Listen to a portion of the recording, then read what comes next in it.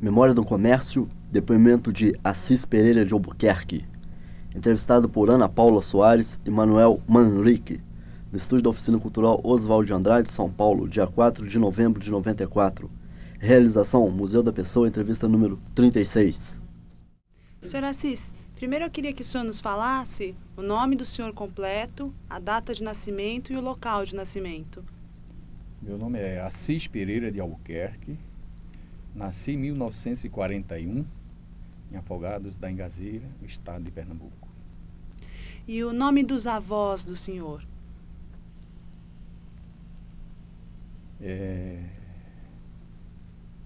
Antônio Barbosa, Antônio Pereira de Albuquerque. Antônio Pereira de Albuquerque. E da avó? Eu chamava ela de madrinha. Madrinha, né? Madrinha. Eu esqueci o nome dela. Os outros dois, os nomes deles? Manuel Philips Uhum. e Ana Gomes Barbosa. Certo. O nome dos pais do senhor? Ismael Pereira de Albuquerque e Maria do Carmo de Albuquerque. O senhor nasceu em Pernambuco, né? Em Pernambuco, certo. E como é que era? Era um sítio? Era cidade? Conta pra gente. Bom, aonde eu nasci era a cidade. Afogados da Engazeira é uma cidade. Agora me criei no sítio. Ah, no sítio? No sítio. Realmente, aí depois nós passamos para o sítio e me criei no sítio. E como é que era a vida do senhor no sítio? A vida minha foi realmente uma vida meia cheia de trabalho, de luta, desde os 7 anos que eu trabalho. Desde os? 7 anos dos de idade. 7? Desde os 7 anos de idade que eu trabalho. Na agricultura e lidando com animais, que era gado, ovelha, cabritos, tudo isso. O que o senhor plantava lá no sítio? Os pais do senhor, né? Era algodão, mamona, milho e feijão. E como que o senhor ajudava o pai do senhor? Com a enxadinha também. Enxadinha? A enxadinha também, trabalhando. O pai do senhor, ele era dono do sítio? Não, ele era sitiante. Sitiante.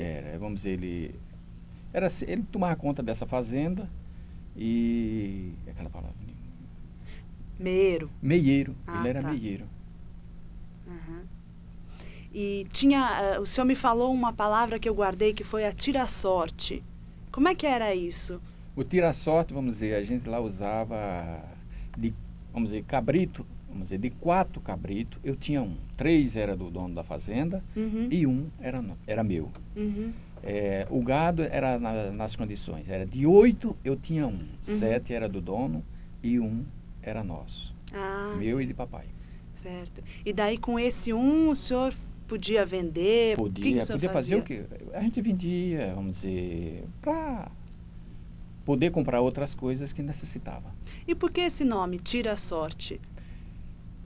Esse nome Tira-Sorte, talvez, não sei por que a gente... E cosado que foi a gente mesmo que inventamos esse nome. Ele chegava na fazenda, no dia que, vamos dizer, eu comecei a ficar rapazinho, e eu peguei e falei com ele, eu falei, eu acho que era melhor nós fazer o seguinte, fazer um tipo de uma sorte aí, dar um tipo de um tira-sorte para nós. Eu pegar e de 3 cabritos para o senhor e 1 para mim.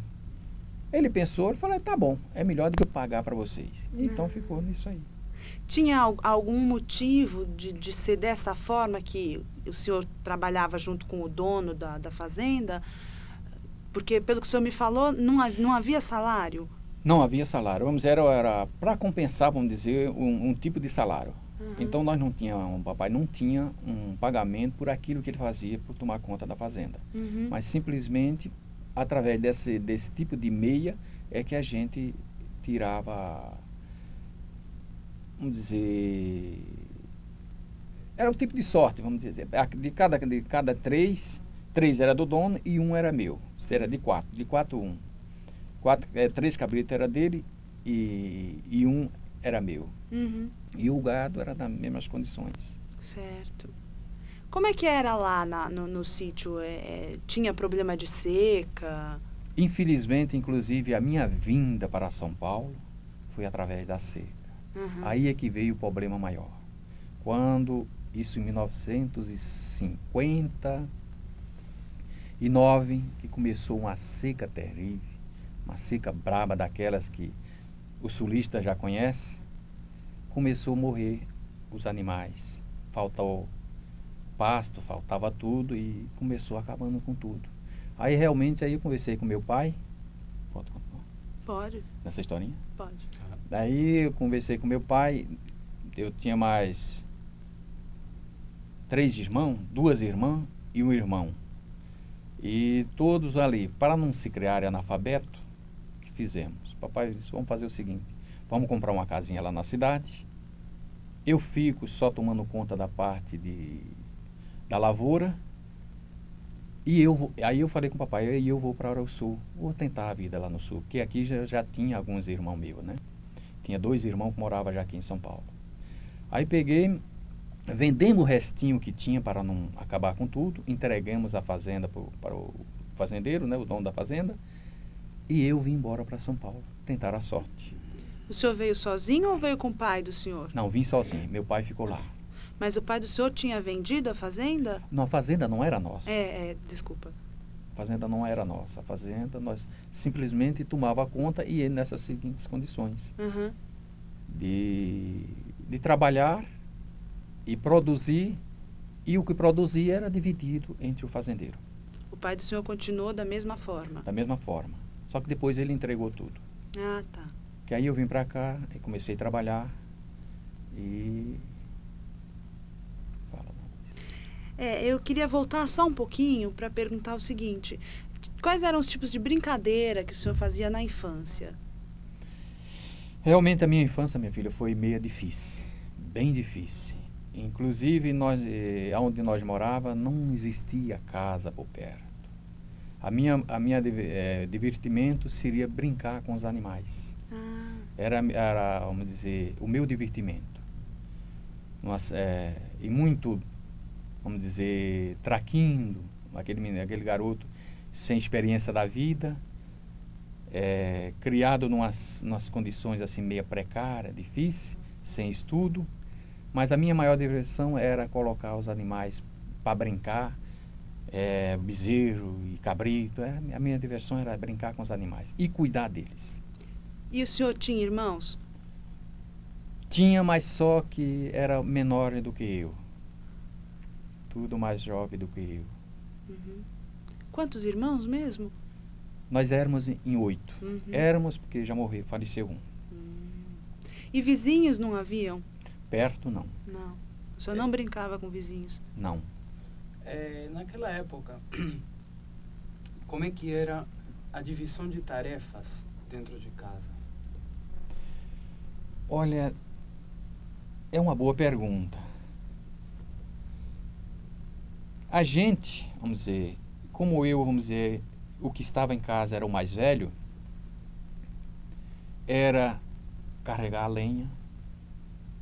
A lenha, vamos dizer, é para cozinhar, porque não existia fogão, a gás, era tudo na base da lenha, da madeira, cortar madeira. Essa era a minha parte. E uma parte também, vamos dizer, de ajudar a minha mãe. Porque minhas 2 irmãs que eu tinha, era tudo novinha ainda, não dava para ajudar minha mãe. Então, realmente, eu ajudava ela na parte de preparar, vamos dizer, uma comida, de qualquer coisa assim, eu ajudava também a ela. E os outros irmãos? Os outros irmãos, que eram mais velhos, já estavam aqui para o sul. Estava um no Paraná, e 2 no Paraná e 1 aqui em São Paulo. E a sua viagem, como foi a sua viagem do Nordeste e a chegada em São Paulo? A minha viagem do Nordeste para São Paulo, por incrível que pareça, naquela época, não existia asfalto. Era tudo por terra, até o estado do Rio. Essa BR-116, que cruza até o Paraná, naquela época era só barro e mais nada. Passei 14 dias na estrada em cima de um caminhão. De um caminhão? Um caminhão, uma carga de rede. Ah, carga de rede? Uma carga de rede. E chegamos aqui no Brás. Aqui no Brás é onde descarregava os caminhões que vinham com aquelas cargas de rede. Como que o senhor conseguiu essa carona? Não foi bem uma carona, nós reunimos um grupo de rapazes e viemos tocar a vida em São Paulo. Como eu já tinha um irmão aqui, 2 irmãos aqui em São Paulo, aí eu vim tentar a sorte também. Quantos anos o senhor tinha naquela época? Eu estava com 19 anos. Antes disso, o senhor já tinha vindo a São Paulo? Já.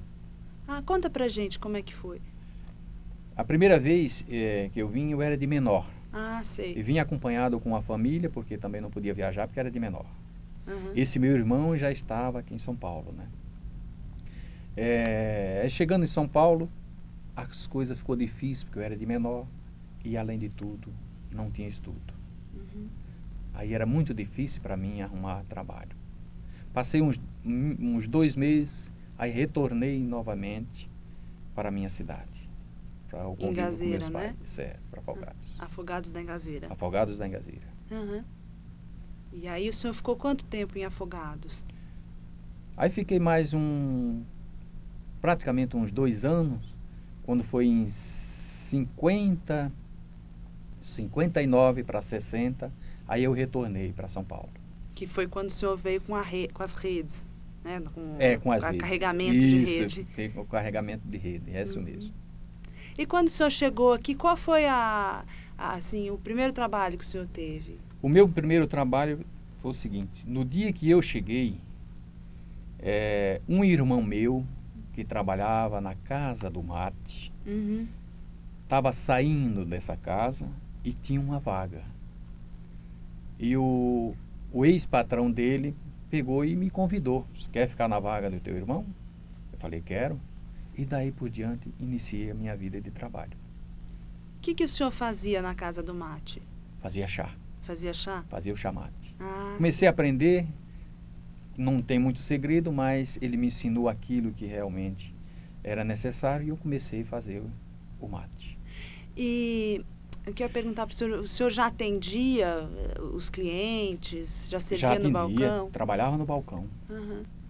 Agora que o senhor está me falando disso, eu estou me lembrando quando eu falei com o irmão do senhor, ele me contou que tinha a Casa do Mate, no começo ela não vendia chás, ela dava chás para as pessoas experimentarem. O chá, vamos dizer, o que seria dado era o pacotinho. Porque o mate realmente, quando ele veio para São Paulo, essa Casa do Mate que foi fundada em 1950 por Hermes Bueno de Moraes, um senhor lá de Amparo, e outros lá do Rio. Eram os amigos e eles começaram. O Instituto Nacional do Mate, que era na época de Getúlio Vargas, ele que fornecia o mate para a divulgação do mate. Certo. E aí eles colocaram essa casa. O mate eles cobravam o chá, o líquido, para, vamos dizer, para você tomar no balcão, então era realmente pago. Mas se oferecia um pacotinho de mate, só um pacotinho se dava para a pessoa levar para casa para ele fazer. Então a gente ensinava como fazer. Porque naquela época, ninguém realmente quase conhecia o mate, a não ser o chimarrão lá no sul. Porque o gaúcho, vamos dizer, eu acho que dentro que o Rio Grande do Sul é Rio Grande do Sul, que todo mundo sempre toma o seu chimarrão. Mas o mate, realmente ele foi divulgado através de 50 para cá. Que antes você comprava um pacotinho de mate na farmácia. Na farmácia? Na farmácia, você comprava como fosse remédio. Um chá comum, vamos dizer assim, comprava na farmácia. Não tinha mercado, apesar que naquela época quase nem existia mercado também, né? Não existia mercado? Quase não existia. Existia mercadinho hoje aqui, com toda essa evolução que hoje, qualquer quanto você encontra tudo.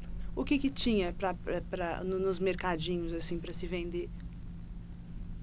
Os mercados, vamos dizer, seria o arroz, o feijão, a farinha e outras coisinhas assim. Mas a maioria daquelas épocas era se comprado mais era nas feiras, né? As feiras livres, e até hoje ainda tem. Mas os mercados era muito pouco. E quando o chá ele era vendido em farmácia, as pessoas achavam que era remédio? Ele tinha alguma finalidade como remédio? Vamos dizer, naquela época eles tomavam, vamos dizer assim, porque diziam que o mate era meio calmante, quando na realidade ele não é tão calmante. Ele é uma bebida gostosa, saudável, geladinho, porque eles tomavam mais quente. Depois é que foi inventado para tomar ele geladinho. E através dele ser gelado, ele se tornou ser um refrigerante. É como um refrigerante. Uhum. Como um, não é ele, não é? Ah, certo.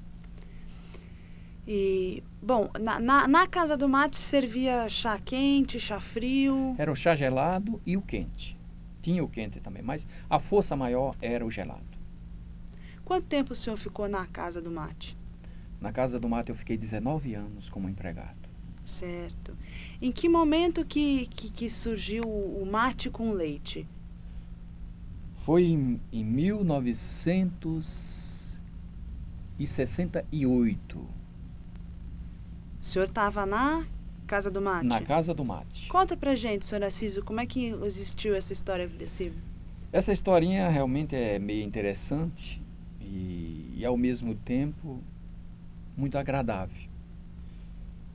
Chegou 2 rapazes, que era da minha cidade, conterrâneos meus, e perguntaram para mim: Assis, você não tem uma vitamina, não tem assim, alguma coisa para matar a nossa fome? Que realmente nós estamos com fome, estamos desempregados.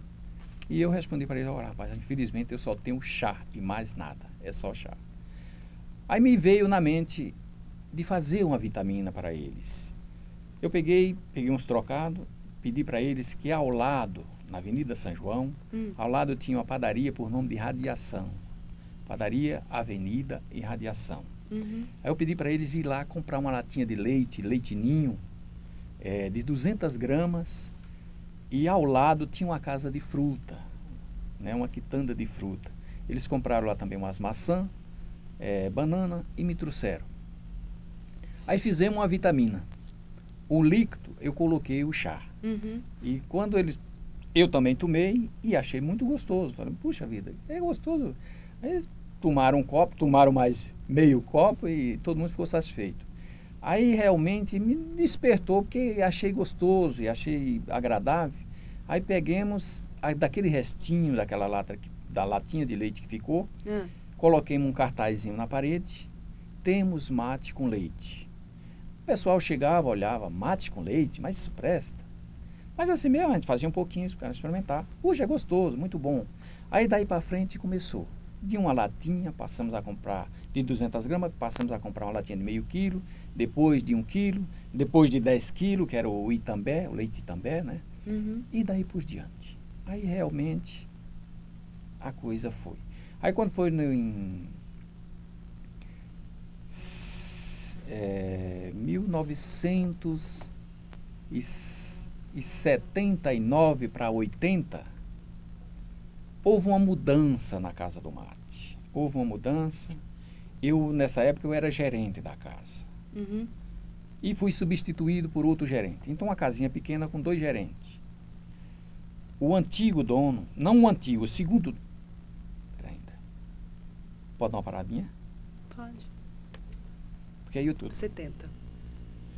Então, realmente, quando chegou na década de 70 para 80, então realmente aí começou a surgir na minha mente que eu tinha capacidade, porque o dono, ele saía de férias, eu tomava conta, eu comprava, eu fazia de tudo. Quando ele chegava de férias, o seu dinheirinho estava lá, tudo resumido direitinho.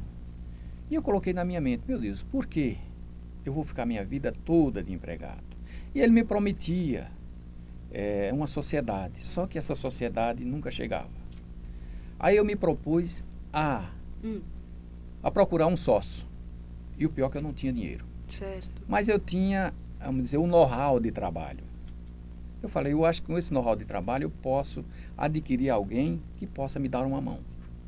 E eu comecei a procurar.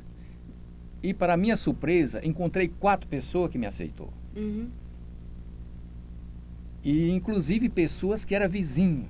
A primeira loja nossa, do Rei do Mato, quando foi fundada, é vizinho da Casa do Mate.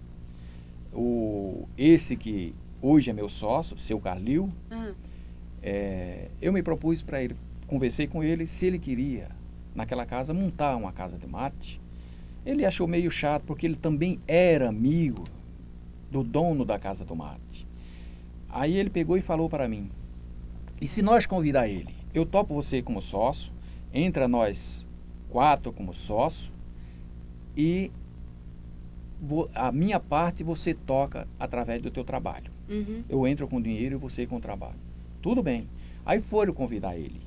Só que ele começou enrolando, embrulhando, vamos dizer, aceita hoje, aceita amanhã, e não dava uma decisão.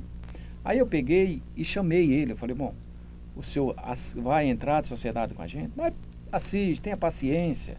Depois nós montamos uma outra casa. Aí ficou naquilo, eu peguei e me decidi. E falei para eles, olha, ele não quer topar, vamos montar a casa. Desculpa, pode continuar.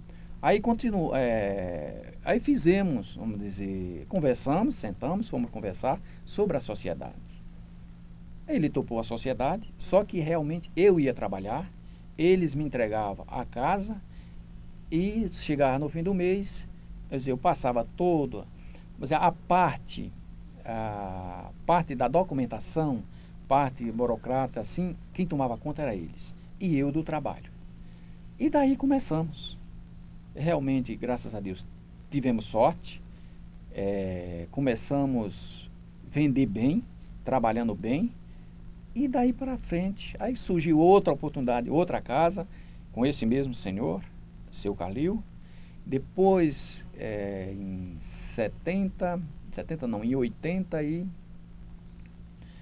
85, 86, entrou um filho dele. Aí entrou com ideias novas, aí fez uma revolução, vamos dizer, em tudo.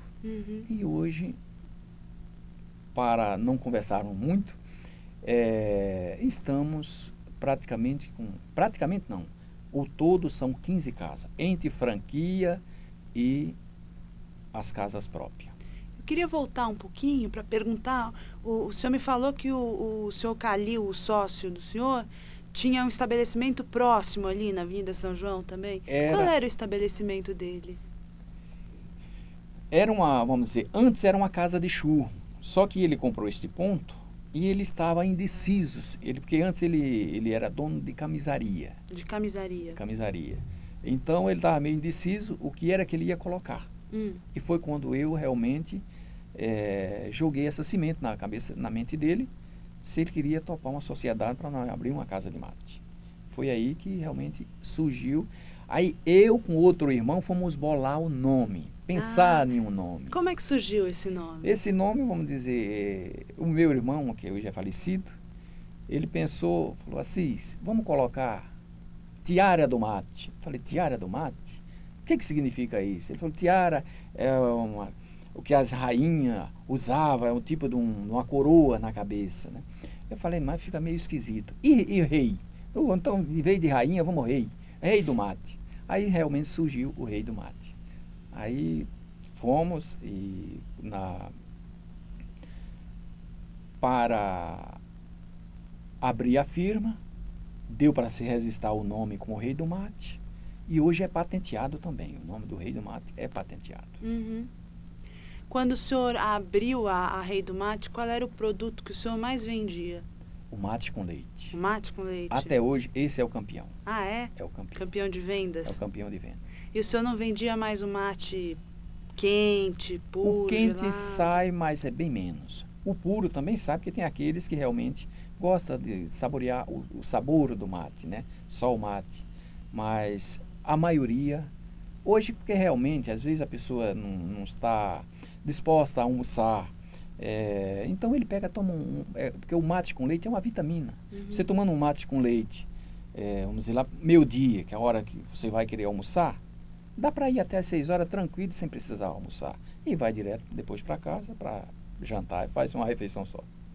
É um alimento.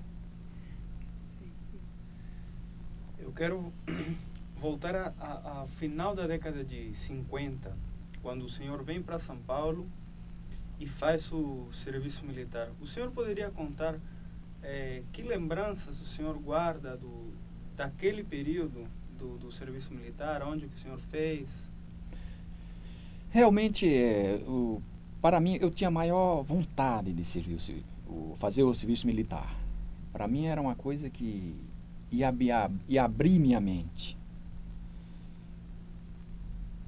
Mas ao chegar lá, a coisa foi diferente. Apesar que lá eu encontrei muitas coisas que abriu também a minha mente. Me esclareceu muitas coisas, a qual às vezes eu não tinha aquele conhecimento, por não ter estudo. Inclusive, quando eu cheguei lá, no quartel, fui para a escola, né? No próprio quartel, tinha o horário de escola, apesar que era difícil para mim estudar. Não sei o porquê, mas encontrei uma grande barreira, uma grande dificuldade na parte do estudo. Mas, devagarzinho, aprendi alguma coisa. E dentro do quartel, eu comecei sendo ordenança de um coronel, tenente por coronel Poetas, o nome dele. Eu era a ordenança dele. E naquela época, tinha, como até hoje ainda tem, a hípica de Santa Amaro. E eu treinava cavalo, como eu já vinha do sítio, conhecia cavalos, eu treinava cavalo para hipismo, para saltar. Inclusive fui convidado para ir para o Japão com ele, para fazer um torneio. Mas na época, já estava a época de eu dar baixa, ele pelejou comigo para me enganjar. Queria que eu fizesse um cursinho de cabo e ficar no quartel. Mas realmente eu fiquei muito indeciso, porque eu já trabalhava na Casa do Mate. E o meu ex-patrão, que era o seu Hermes, que para mim foi um pai, um amigo, me educou, me esclareceu, me ajudou muito. Para mim foi uma pessoa que me deu um entusiasmo na vida. Então ele pediu para mim que retornasse. E eu fiquei naquela dúvida, não sabia onde é que eu ficava. Se realmente eu ficava no quartel ou se eu voltava para a Casa do Mate. Até que enfim eu decidi ir voltar para a Casa do Mate. Quanto tempo ficou no... 1 ano. 12 meses eu fiquei no quartel. Não chegou 12 meses, vamos dizer assim. 11 meses e pouco. Quase 1 ano. E aquela vida rígida da vida militar, como é que era o lado do lazer e recreação? Olha, realmente a vida do militar é um pouco meia privada. Você tem que ter um certo respeito, tem que obedecer às ordens. Agora, eu no quartel, para mim não houve dificuldade, porque eu era um caboclo, vamos dizer, da roça, caboclo que estava disposto a tudo, para mim não teve dificuldade. E foi na época que eu servi, foi a época que o Jânio Quadro tinha renunciado. Então houve um pouco assim de, vamos dizer, estava quase como um pé de guerra, porque foi aquela confusão toda, o Jânio Quadro tinha renunciado e o Jean Goulart tinha retornado ao poder. Então ficou aquele clima meio difícil. Mas mesmo assim, para mim estava tudo bem. Bom, e aí o senhor opta largar o serviço e entra Aí retorno para a Casa do Mate. Como era a freguesia? Quem frequentava a Casa do Mate? Olha, por incrível que pareça, como naquela época as coisas eram completamente diferentes. Vamos dizer, a São João era frequentada por todas as classes. Uma das personalidades que realmente me recorda muito foi o finado Ademar de Barro. Chegou a tomar mate lá na Casa do Mate. Jânio Quadro também, já passou lá em frente à Casa do Mate também. Finado Jânio Quadro. Essas são as personalidades que realmente me recordam na época. E era uma casinha pequena, mas frequentada por pessoas de todas as classes. E amigos também, advogados, militares, enfim. Inclusive, esse meu ex-patrão, o seu Hermes, ele tinha servido na base aérea da aeronáutica, então ele tinha um contato muito grande com os militares. Então era quase um ponto de encontro daquela turminha. Um lugar muito bacana. E como era a rotina da Casa do Mate? Abria que horas? Qual eram os horários de pico? Como é que era o funcionamento? O funcionamento da Casa do Mate, vamos dizer, ela abria às 8 horas e ia até às 23 horas. Era esse o horário. Agora, vamos dizer, nós trabalhávamos em dois turnos, 2 grupos, né, de pessoas. Um trabalhava até às 4 e outro até fechar.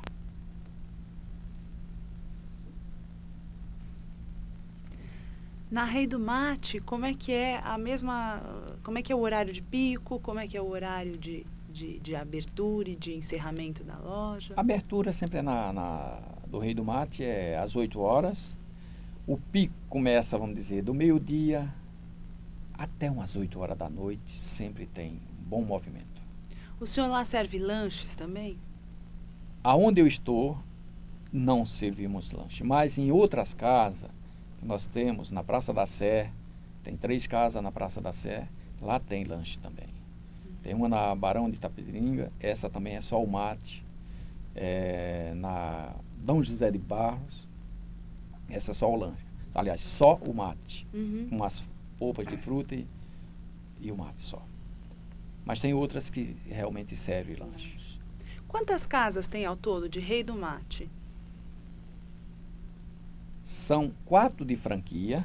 4 de franquias? 4 são franqueadas e 11 são pertencentes ao grupo. O senhor é sócio das 11? Não, eu sou só sócio de 6 casas. Porque eu vamos dizer, nós fizemos uma abertura para aqueles que realmente queriam deslanchar mais. Como eu me senti, vamos dizer assim, muito acarretado de trabalho, eu peguei e abri o leque e deixei realmente os outros que quisessem montar casa, podiam montar. Só que ficou, vamos dizer, nas mesmas condições. Para aquele que quiser, somos convidados. No momento que encontramos uma loja, nós nos reunimos e quer participar, se quiser, aquele que quiser participar, participa. O que não quiser participar, não participa daquela loja. Quer dizer, cada loja é individual, pertencente ao mesmo grupo. O grupo cuida dessas... Eu me perdi um pouquinho. O senhor tem... Quantas casas são de franquia? 4? 4. E quantas são do próprio grupo? São 11. 11. Dessas 11, o senhor é sócio de 4? De 6. De 6. 6 lojas. E das outras, quem cuida? Dessas 6 é Antônio Carlos, que é filho do seu Carlil. Esse que realmente foi que fez uma revolução. Esse que fez com que, dentro de 3 anos, ela tivesse essa explosão. Porque antes nós tínhamos... Quando ele entrou, nós só tinha 2 casas. E dentro de 3 anos, passou para esse montante todo. E o que ele fez? Qual foi a revolução dele? Vamos dizer, porque é um rapaz bem preparado, é advogado, é formado em economia. É um rapaz bem preparado e entrou com muita força de vontade, com vontade de trabalhar. E realmente fez com que andasse bem. Mas o que ele teve alguma inovação que ele fez? Teve. Porque antes nós só tínhamos o mate, como eu te falei no início, o mate com leite e uma polpa só, que era a polpa do cacau. Aí depois ele começou realmente criando. Começou também, vamos dizer, essa invasão do norte, das polpas de frutas, as frutas tropical lá do norte, que vieram para aqui, para o sul, e aí começamos a adaptar todas. E tem mais alguma coisa que realmente ainda vão ser adaptada ao mate. Tá. Ele tem outras ideias que vai colocar mais alguma coisa. Vai colocar. Teve alguma propaganda que o senhor fez da casa, alguma coisa para divulgar mais? Tem. O que foi? Vamos dizer, a propaganda maior, vamos dizer, foi através de jornal. De jornal? Tem. Como é que foi isso? Vamos dizer, são matérias que não foi nem paga, nem nada. As pessoas que realmente se interessaram de divulgar cada vez mais, vamos dizer, o mate. Porque o mate realmente é uma bebida nossa e saudável. Então, Não recordo agora direito, mas eu acho que é no Estadão, no Diário Popular. Está aí. Uhum. Né?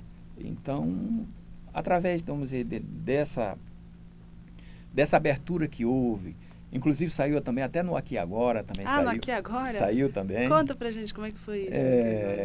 Eles passaram lá e fizeram, vamos dizer, gratuitamente, tomaram o mate e gostaram, e pegaram e fizeram uma propaganda também do mate, através da televisão. E as franquias? Quem que teve a ideia de fazer franquias? É o Antônio Carlos. Antônio Carlos. É o Antônio Carlos. O senhor sabe mais ou menos como funciona? Vamos dizer, essa parte ficou incumbida exclusivamente para ele. Certo. Mas tem, vamos dizer, eu posso dar algumas dicas, vamos dizer assim. Fica em torno de R$10.000. Vamos dizer, para usar o nome da casa. O nome da casa fica em torno de R$10.000. Agora, para você montar uma casa dessa, você vai gastar em torno de uns R$30.000. E tem algum tipo de treinamento que se oferece para os funcionários? Tem. A casa, vamos dizer, uma franquia, quando você entrega a casa, é pronta de um tudo. Completa, vamos dizer, treinamento de funcionário, como preparar, tudo. Nós fornecemos tudo. Faz todo o fornecimento do mate, de tudo. Do mate, inclusive? Inclusive do mate. Já faz o xarope e leva já para os franqueados. Quem fornece o mate para a casa? Vem de Santa Catarina, é Delbi Machado. Mate Ouro. Sempre foi Delbi Machado? Não, antes era o Mate Munhoz, do Paraná. E antes, no início, que aí foi da época vamos dizer, do Getúlio, era do Rio Grande do Sul. Que aí era o Instituto do Mate que fornecia. Eu queria lhe perguntar, o senhor foi casado 2 vezes, né? Teve uma primeira mulher, né? Sim. E depois a atual... Infelizmente, o primeiro casamento não demos para se entender, não deu para se entender. E realmente tivemos que cada um tomar o seu destino. Onde o senhor conheceu sua primeira esposa? Em Afogados da Engazeira, Pernambuco, lá na minha própria cidade, Natal. Como que o senhor a conheceu? Olha, nós realmente... Na época, eu tinha o quê? Acho que eu estava com uns 17 anos, mais ou menos. 17, 18 anos. Eu ia saindo da igreja, por ser muito católico. Estava saindo da igreja, na porta da igreja, na pracinha, como sempre, todos rapazes e moças se encontram na pracinha para ficar ali batendo um papo. Foi numa praça que nós se encontramos e se conhecemos. E o senhor tem filhos com ela? Tenho 3 meninas. 3 meninas? 3 meninas, inclusive vivem comigo. Moram com o senhor? Moram comigo.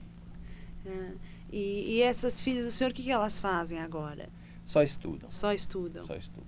O senhor acha que elas vão seguir no ramo com a Rei do Mate? Olha, não sei porque, vamos dizer, uma está querendo ser... Todas estão para o lado da medicina. Não sei realmente se vão ficar com esses pensamentos, querem ser médica, outra quer ser dentista, enfim, eu não sei realmente. Aí depende delas. E o senhor gostaria que elas trabalhassem com o senhor? Gostaria. Agora tem o meu caçula, né? Que está do segundo casamento, que está com 3 aninhos. Quem sabe se mais tarde esse não pode assumir, vamos dizer, o lugar do seu pai, porque realmente já daqui para frente só Deus sabe. E a sua atual mulher, como é que o senhor conheceu ela? Ela é daqui de São Paulo? Não, não é daqui. Eu não sei, parece que é a força do destino que faz com que a gente nos encontre, porque um amigo meu ia casar. E um amigo meu ia casar, aí ele me chamou para ser padrinho de casamento. E na época eu estava separado, não tinha a companheira para realmente ser o casal. Eu falei, olha, só que eu não estou sem namorada, não tenho ninguém, como é que nós faz? Ele falou, gozado, eu tenho uma prima que vai ser minha esposa, é uma moça muito bacana, quem sabe, eu vou convidar ela para ir ser padrinho com você. Aí eu falei, tudo bem. Só que nós não se conhecia nem nada. E nos conhecemos através de sermos padrinho desse meu amigo.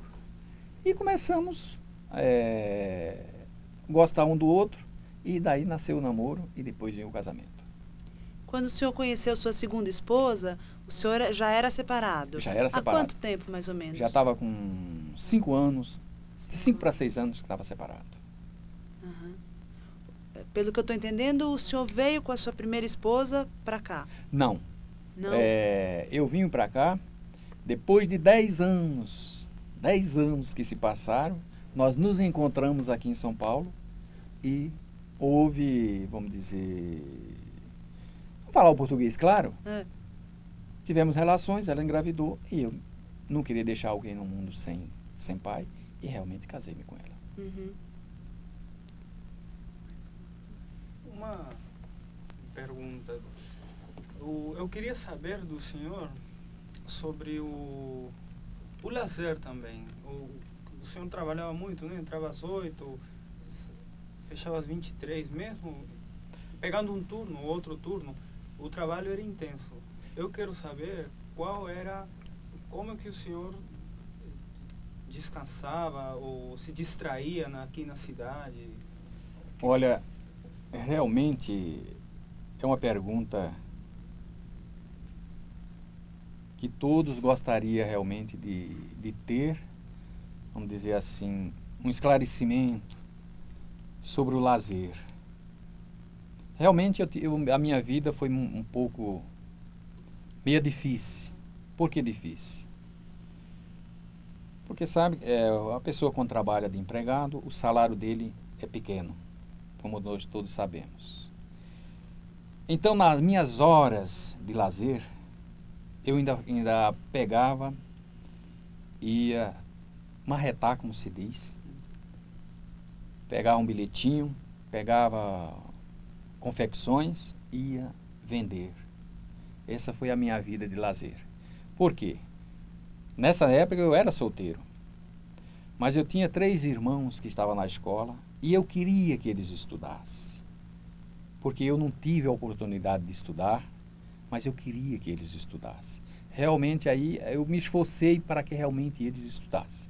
Não chegaram, vamos dizer, àquele ponto de se formarem, mas se formou uma como professora, outra como pedagógica e assim por diante, cada um teve uma base. E isso foi realmente a minha vida de lazer. Não tive quase lazer. Hoje, graças a Deus, já estou tendo um pouco desse lazer. Hoje eu estou usufruindo um pouco daquilo que realmente eu plantei. Foi um plantio difícil, uma luta difícil, que não é fácil. Mas hoje, graças a Deus, já dá para eu ter um lazer. Já dá para passear um pouquinho.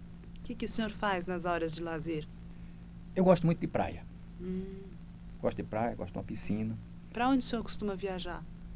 Eu gosto mais pro litoral, Piruíbe. Tem uma casinha lá em Piruíbe. E quando o senhor nos contou que vendia, que trabalhava como marreteiro, o que o senhor vendia? Eu trabalhei com bilhete de loteria. Uhum. Eu trabalhei com confecção, era roupa femininas. Ah, o senhor mesmo vendia? Vendia. Conta pra gente como é que era. Era difícil, porque também, vamos dizer, a vida de marreteiro, sabe como é que é? Sempre depende muito de cada prefeito que está na prefeitura. Tem uns que é mais liberal, mas tem outros que é mais difícil. Então, sempre era aquele corre-corre. Mas, sempre dali eu ganhava alguma coisa também e nunca deixei de trabalhar resistado. Inclusive, estou para me aposentar. Uhum. Em que época que o senhor trabalhava vendendo essas confecções? Essas confecções eu trabalhei de 64 até 1975, por aí, mais ou menos.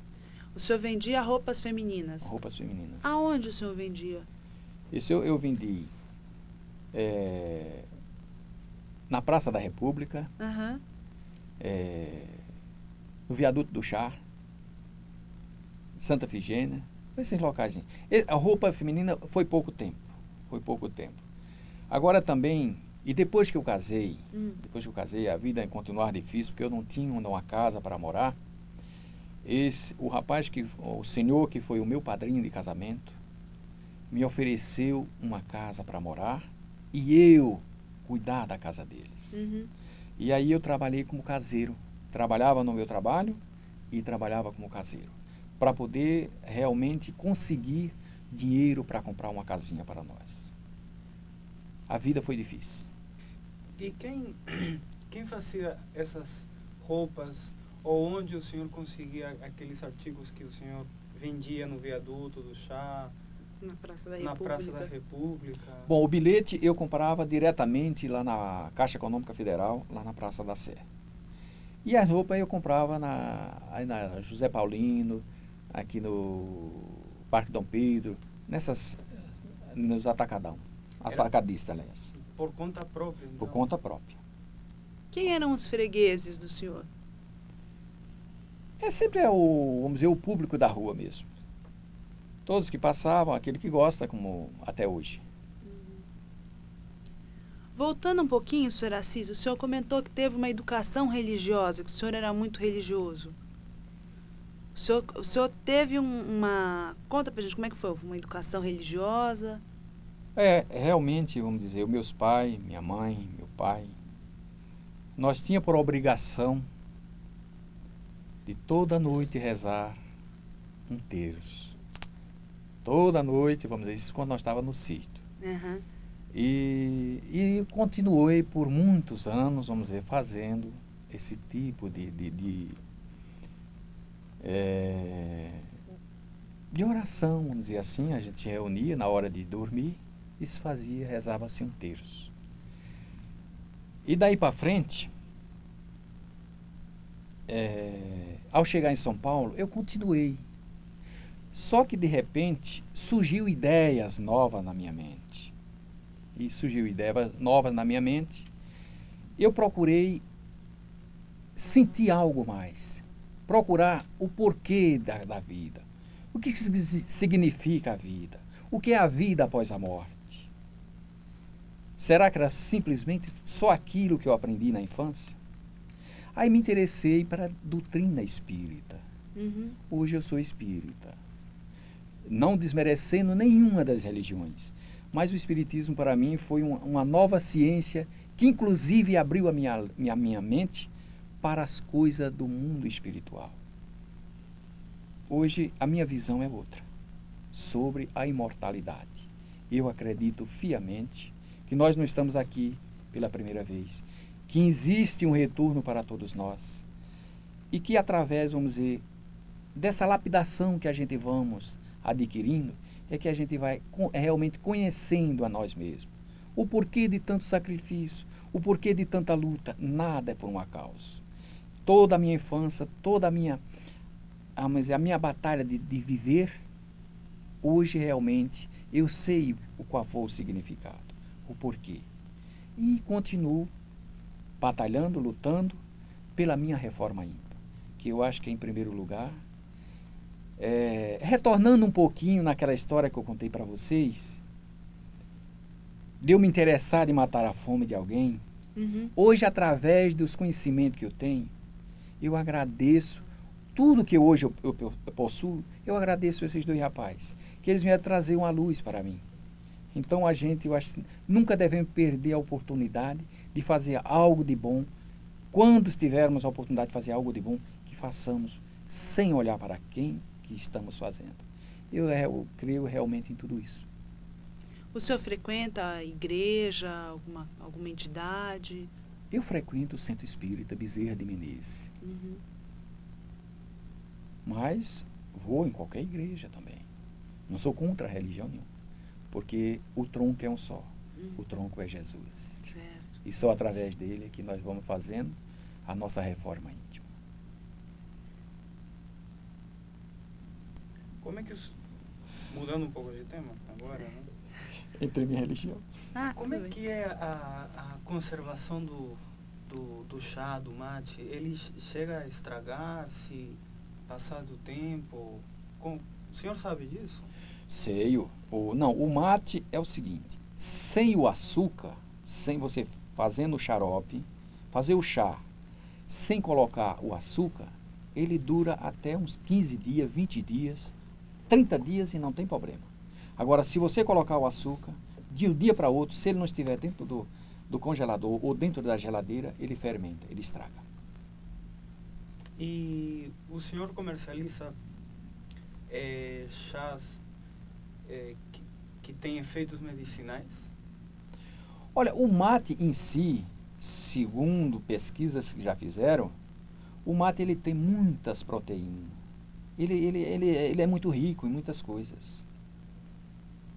Segundo, não é eu que falo, segundo a própria, vamos dizer, as pesquisas que fizeram através de médicos e laboratório e tudo, é comprovado que o mate é realmente, não é isso que muita gente pensa, que ele é calmante, que ele é isso. Não, o mate, ele tem as suas proteínas ricas também.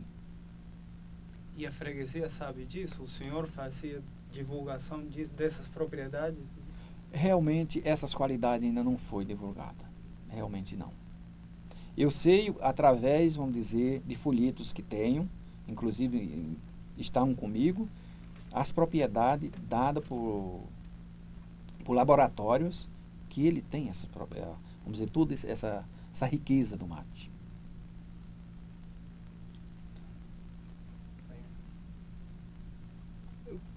Quero lhe perguntar, o senhor ficou trabalhando na rua, né? Vendendo aqueles vestidos e aquelas marreteiro, como é que chama? Marreteiro. Marreteiro. Era marreteiro. Eu gostaria que o senhor estabelecesse uma comparação da cidade de São Paulo naquele tempo e como que o senhor vê a cidade agora. Está completamente diferente. E aonde está essa diferença? A diferença, vamos dizer, inclusive está, porque naquela época o marreteiro toda a vida existiu. Eu acho que desde a época de Jesus sempre existiu o marreteiro. Desde que o mundo é mundo sempre existiu. Agora, essa invasão que hoje existe, naquela época não. Naquela época você tinha, como vamos dizer, um ganho a mais. Você também era, vamos dizer assim, perseguido, mas não como hoje. Porque hoje também a coisa já se tornou um comércio clandestino, vamos dizer assim. Clandestino, como é que fala? Clandestino. Clandestino. Quer dizer, então hoje a cidade está invadida por isso aí. Realmente não era desse jeito. A coisa era mais, não era liberado, mas, vamos dizer, aquele que realmente tinha a opção de ganhar alguma coisa a mais. Agora hoje não, hoje é um comércio realmente. Por falar em São Paulo antigamente, quando o senhor chegou aqui, em que bairro o senhor foi morar? Eu morei na Rua da Consolação, Rua Paim. Paim. E o senhor... Ali ao lado do cemitério da Consolação. Certo. E depois o senhor mudou de bairro, não? Aí eu mudei muitas vezes, assim. Mas tudo aqui só no centro mesmo. Só no centro. Atualmente o senhor mora... Em São Miguel Paulista. São Miguel Paulista. Uhum. Estou lá junto com meus conterrâneos. Certo. Eu não tenho mais. Bom, a gente já está encerrando a entrevista. Eu queria que o senhor me contasse se o senhor assim, gostaria de modificar alguma coisa na vida do senhor, olhando hoje. Olhando hoje, olha, é claro que cada dia a vida para a gente é um verdadeiro aprendizado. Quanto mais se vive, mais tem o que aprender. Aquele que diz que pode, chegou ao teto, eu acho que nem os professores dos professores chegam ao teto. Todos nós somos verdadeiros aprendizes. No campo, vamos dizer, do trabalho, talvez eu possa passar alguma coisa para aqueles que queiram batalhar e lutar. Porque a minha idade também já estou com 53 anos, né? Então agora eu acho que eu tenho que usufruir um pouquinho do meu sacrifício. Mas continuo trabalhando. Mas modificar, o senhor modificaria alguma coisa na vida do senhor?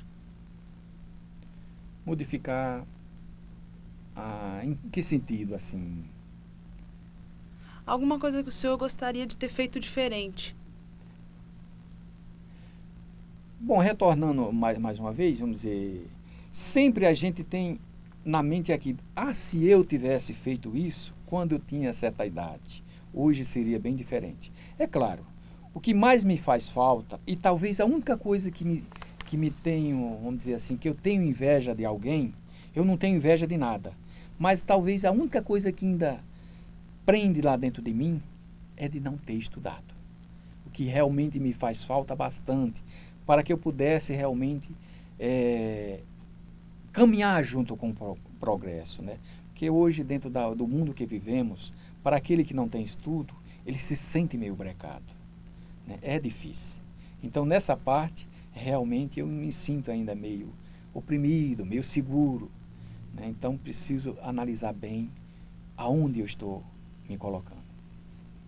E sonho? Tem algum sonho que o senhor tem a realizar? Ou que o senhor tem algum sonho? Olha, o maior sonho da minha vida era... Bom, o sonho de pobre, quando a gente realmente... Qual é o maior sonho de um pobre? É de adquirir a sua casinha para morar. Esse realmente foi um dos sonhos que no dia que eu consegui ter a minha casinha, ter o meu teto para morar, eu chorei de alegria.